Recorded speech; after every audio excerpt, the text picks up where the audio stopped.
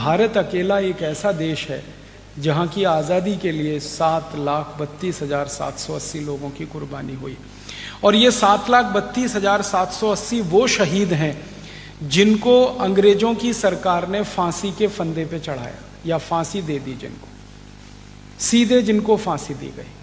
ये वो लोग हैं जिनको अंग्रेजों ने भारत की जेलों में फांसी दी और जिनको अंग्रेजों ने इंग्लैंड की जेल में फांसी दी।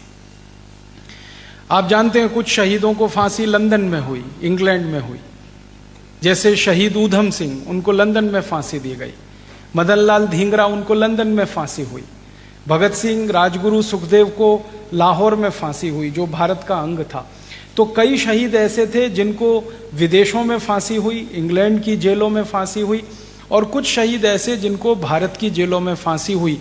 दोनों मिलाकर 7,32,780 हैं। इसके अलावा ऐसे बहुत लोग हैं जिनको अंग्रेजों की पुलिस ने गोलियां चलाकर मार दिया। अंग्रेजों की पुलिस के आमने सामने में शहीदों की कुर्बानी हुई। हम तो उनको भी शहीद मानते हैं क्योंकि वो किसी शहीद से कम नहीं है। अंग्रेजों की सरकार की नीतियों का विरोध करते हुए, अंग्रेजों की सरकार का कानून विरोध करते हुए जिन भारतवासियों पर गोलियां चलाई गई और उसमें उनकी मृत्यु हुई, वो भी शहीद हैं इस देश में। वो कोई साधारण नागरिक नहीं है।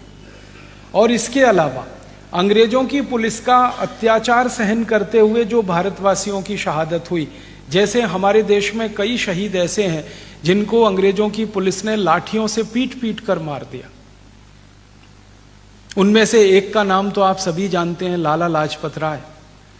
उनको तो सिर में इतनी लाठियां मारी गई थी कि उनको ब्रेन हेमरेज हो गया था और उसमें उनकी मृत्यु हुई थी। लाला लाजपत राय को अंग्रेज सरकार भारत का शहीद नहीं मानती। वो पुलिस के साथ मुठभेड़ में मारे गए, ऐसा अंग्रेज सरकार कहती है। लेकिन हम तो ये बात नहीं कह सकते लाला लाजपत राय के बारे में। हमारे लिए तो लाला जी भी वैसे ही शहीद हैं जैसे शहीद आजम भगत सिंह है।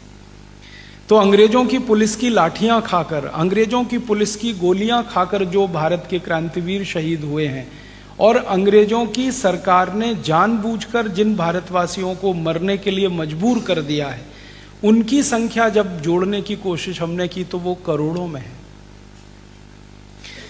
मैं एक उदाहरण से मेरी बात समझाता हूं। भारत में जो क्रांतिवीर ने सबसे पहले अंग्रेजों की सरकार को हटाने की और अंग्रेजी शासन व्यवस्था को खत्म करने की कसम खाई थी, वो नाना साहब पेशवा थे।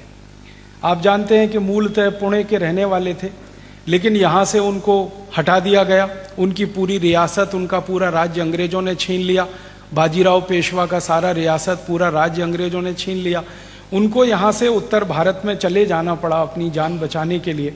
उत्तर भारत में कानपुर के पास एक छोटा सा नगर है बिठूर, वहाँ पर उन्होंने रहना शुरू किया और बिठूर में बैठकर क्रांति की पूरी योजना बनाई नाना साहब पेशवा ने।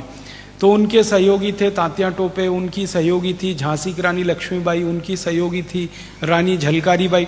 ये सब ने मिलकर आज़ादी का पहला स्वप्न देखा और इस देश का पहला स्वाधीनता संग्राम लड़ा। इस स्वाधीनता संग्राम में लड़ने के बाद अंग्रेजों ने जो उनसे बदला लिया, उस बदले में उन्होंने क्या किया कि जो क्रांतिकारियों के शहर हुआ करते थे, जैसे नाना साहब पेशवा का शहर था बिठूर, ऐसे ही लखनऊ था दूसरे क्रांतिकारियों का शहर, बेगम हजरत महल और उनके सहयोगियों का। तो अंग्रेज सरकार क्या करती थी कि इन शहरों को चारों तरफ से बंद कर देती थी। अंग्रेजी में एक शब्द होता है कॉर्डन्ड ऑफ, माने सब तरफ से बंद कर दिया पूरा शहर।